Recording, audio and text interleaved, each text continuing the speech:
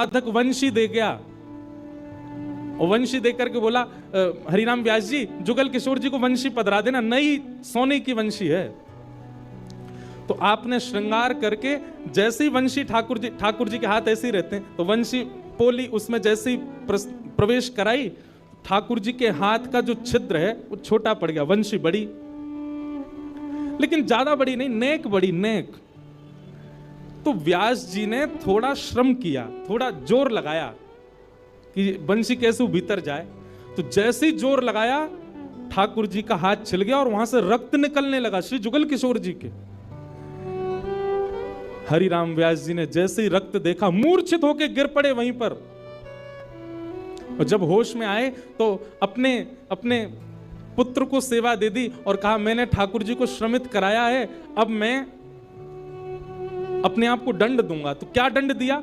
सूर्य उदय से सूर्य अस्त तक वृंदावन की परिक्रमा ही लगाते रहते थे, ये दंड दिया उन्होंने खुद को। पहला दिन था दंड का। एक बात सुनिएगा, इन आचार्यों के चरित्र से ना कुछ कुछ सीखा कीजिए। आपकी सेवा में आपसे कोई अपराध बनता है, आपसे कोई गलती हो जाती है, आपसे कोई दोष बन जाता है, तो उसके लिए आप जाकर के पूछते हैं हमसे अपराध हो गया, हम क्या करें? पूछिए मत, स्वयं को अपने आप ही दंड उत्सव मना लीजिए। और दंड उत्सव क्या है? तुरंत वृंदावन जाओ, एक परिक्रमा लगाओ, किसी वैष्णव को प्रसाद पवाओ, ब्रजवासी को कुछ देख करके उनको प्रसन्न करके आओ। यही दंड है वैष्णव अपराध का, भगवत अपराध का। तो श्री हरिनाम व्यास जी वृंदावन में भ्रमण करते रहे, परिक्रमा लगाते रहे। परिक्रमा करके रात्रि में जैसे ही लौट करके आए, बहुत सावधानी से सुनो, तो शयन का दर्शन करने जब गए तो शयन के दर्शन में आपने क्या देखा कि जुगल किशोर जी ने स्वर्ण की वंशी धारण कर रखी, वही वंशी जो सुबह वो पधराना चाह रहे थे। उन्होंने अपने पुत्र को बुलाया, पुत्र को बुला के बोले ये वंशी सुबह ठाकुर जी के हाथ में नहीं आ रही थी, अभी कैसे धारण हो गई? बोले पता नहीं पिताजी, आप तो चले गए थे, मैंने वंशी उठा करके धारण कराई, ठाकुर जी ने धारण कर ली। हरिराम व्यास जी ने जैसे ही वंशी निकाल करके देखी तो क्या पाया? ठाकुर जी ने अपना हाथ ही बड़ा कर लिया वंशी धारण करने के लिए, उनके लिए। अब ताली से काम नहीं चले, हमारे ठाकुर जी करते हैं ऐसे? क्यों नहीं करते? और हम संतुष्ट क्यों हो जाते हैं? जैसी सेवा है उससे हमको प्रसन्नता क्यों हो जाती है? नहीं।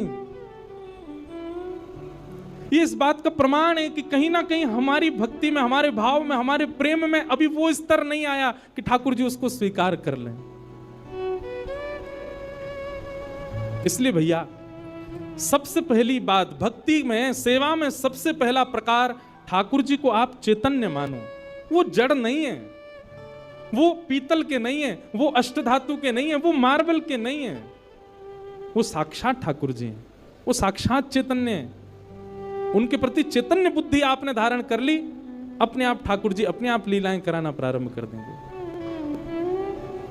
मुझको राधा रमण कर दो वैसा मगन, मुझको राधा, नित्य की प्रार्थना होनी चाहिए ठाकुर जी से। रटू में तेरा नाम यूं आठों याम, रटू में तेरा यूं आठों याम, रटू में तेरा नाम यूं आठों याम, रटू में तेरा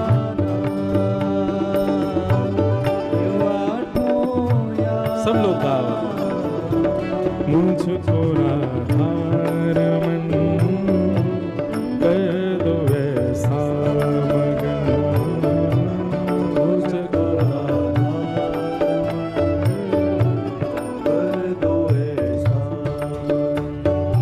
ओ करुणा निधान मुझ पे कृपा कर रीजिए,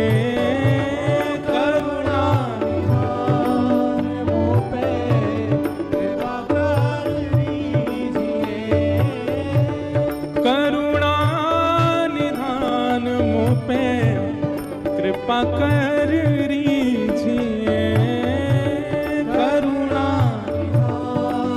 मुँह पे कृपा कर लीजिए, ब्रज में बसा के मोहे सेवा सुख दीजिए, ब्रज में बसा के मोहे सेवा सुख दीजिए, ओ ब्रज में बसा के मोहे सेवा सुख दीजिए, ब्रज में बसा के मोहे सेवा सुख दीजिए, और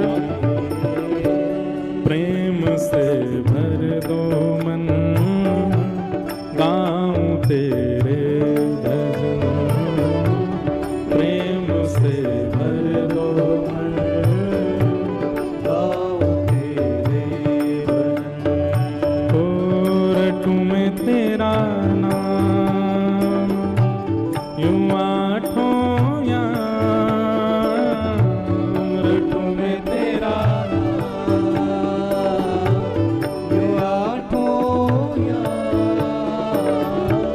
मुझको राधा रमन कर दो ऐसा मगन, मुझको राधा रमन कर दो ऐसा। श्री राधा रमण लाल की,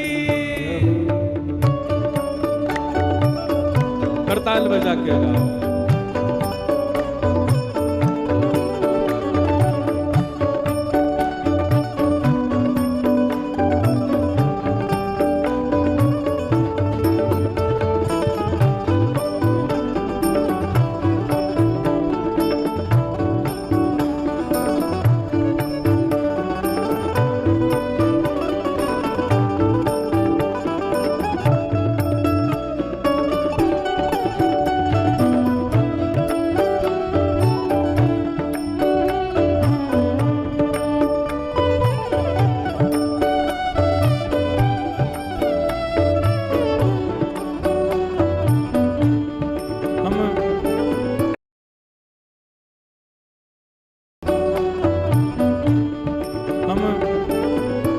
भाव पर चर्चा कर रहे हैं कि ठाकुर जी को चैतन्य मानो, वे पाषाण नहीं है, वे पाषाण तो हमारे लिए बनकर के खड़े हैं कि तू अपने प्रेम से मुझे चैतन्य बना, वो चैतन्य ही हैं। और उसी भाव की पूर्ति इस पद के दूसरे भाव में, दूसरे अंतरे में होती है। भाव से गाओ सब लोग। भाव भरे भूषणों से आपको सजाऊं मैं, भाव भरे भूषणों से आपको सजाऊं मैं, भाव भरे भूषणों से आपको सजाऊं मैं, भाव भरे भूषणों से आपको सजाऊं मैं, और नित नव भोज निज हाथों से पवाऊं मैं, नव भोज निज हाथों से पवाऊंगे, ओ नित नव भोज निज हाथों से पवाऊं मैं। इतना भोज निज हाथों से पवाऊंगे। भैया हम सबके लाल जी पूरे दिन खड़े रहे, और कोई के लड्डू गोपाल हैं तो पूरे दिन बैठे रहे, उनके पामन में दर्द ना होता होगा, ऐसी भावना हमारे चित्त में नहीं आती कभी। नित्य की सेवा में एक काम किया कीजिए, रोज रात्रि अपने ठाकुर जी के चरण जरूर दबाया कीजिए। सिंथेटिक नहीं पर असली वाला इत्र मंगाइए, थोड़ा महंगा आएगा, मंगवाओ ठाकुर जी की सेवा के लिए, और चरणों में इत्र लगा करके, और फिर बड़े धीमे धीमे उंगलियों से। अच्छा एक बात और है, हमारे पुष्टि मार्ग के आचार्य कहते हैं ठाकुर जी की सेवा में अंगूठा का प्रयोग नहीं होना चाहिए। क्यों? कहीं भी जोर लगाना होता है हम अंगूठा का ही प्रयोग करते हैं। और ठाकुर जी की सेवा में अगर आप अंगूठा लगाते हो ठाकुर जी को पीड़ा होती होगी, लग जाती होगी, इसलिए उंगलियों से सेवा का ही निधान होना चाहिए। कहीं उठा करके भी रखें तो अंगूठा से ठाकुर जी को बड़े आराम से स्पर्श करना चाहिए। शास्त्र हमारे आचार्य तो ऐसा कहते हैं कि अगर आपने अंगूठा का प्रयोग किया भी है तो श्रृंगार के बाद ठाकुर जी का एक अलग से भोग लगाओ। किस बात का? श्रम भोग। ठाकुर जी आपको दर्द हो गया होगा, हमने अंगूठा से दबाया आपको, इसलिए मंदिरों में श्रम भोग आता है। बेचारो बहुत हमारो ठाकुर वृंदावन को बड़ो हल्को सो, नेक में ही हार जाए, नेक जोर से सर दबाए दो, हाथ दबाए दो, पांव दबाए, थक जाए इतने में तो श्रम भोग लाओ।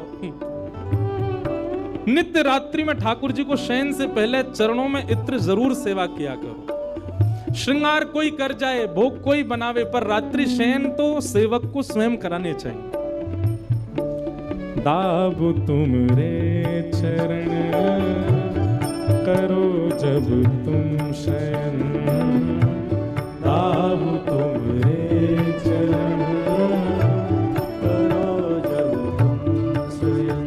ओ दाबु तुमरे चरण करो जब तुम शयन, दाबु तुमरे चरण करो जब तुम स्वयं। रटू में तेरा नाम यूं आठों याम, रटू में तेरा नाम ये आठों याम। रटू में तेरा नाम यूं आठों याम, रटू में तेरा नाम ये भाव से मुझको राधा कर दो ऐसा, मुझको राधा कर दो ऐसा। ओ मुझको राधा कर दो ऐसा, मुझको राधा कर दो ऐसा। ओ जय जय राधा रमण प्यारो